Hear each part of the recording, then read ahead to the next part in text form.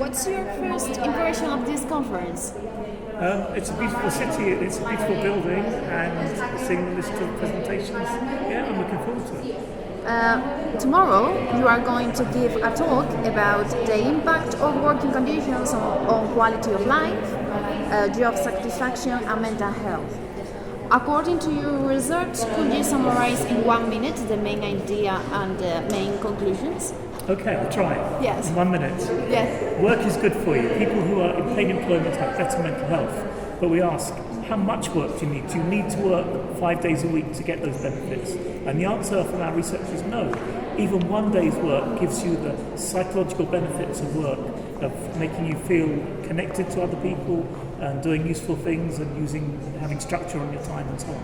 So therefore, when we have big crises in the labour market like the pandemic, it's very important to keep everybody in some work. It's much better to reduce everybody's hours than for people to become unemployed.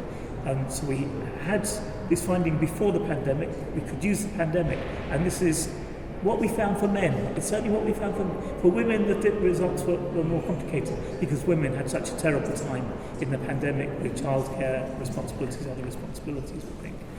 So it was one of those times when it was great to have a theory and then to have the data. And was that 1 minute? Did I manage in 1 minute? Okay, thank you.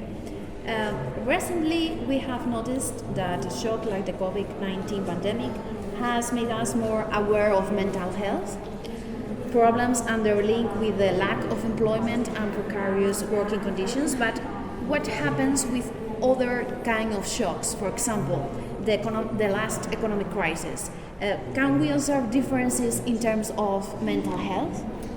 Yeah, one of the big puzzles in previous shocks, when we tried to look at the mental health, everybody expected, of course, we had a big rise in job insecurity, and we know that job insecurity was linked to poor mental health. But one of the big surprises was it was actually very difficult at an aggregate level to find reductions in mental health during those shocks. I've got no explanation for that, but during the pandemic, as far as we could see, there clearly was a reduction in mental health.